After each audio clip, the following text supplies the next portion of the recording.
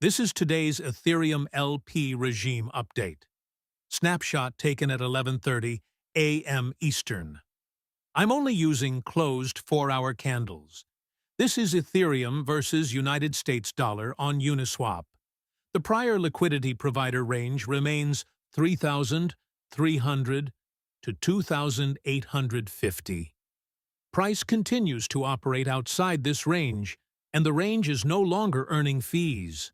Over the last 6 closed 4-hour candles, price has remained below 2,000, with movement oscillating within a relatively narrow band rather than extending further away. Across this sequence, price moved between the mid-1900s, briefly reaching as high as 1993, before slipping back toward the low 1950s into the most recent close. The total distance traveled during this period is limited, with most changes occurring in small increments rather than large directional steps. This reflects compression following prior displacement, not renewed acceleration. Participation was highest at the beginning of the sequence and declined through the middle portion of the move. Later candles showed lighter participation, with no clustering that would indicate expanding engagement.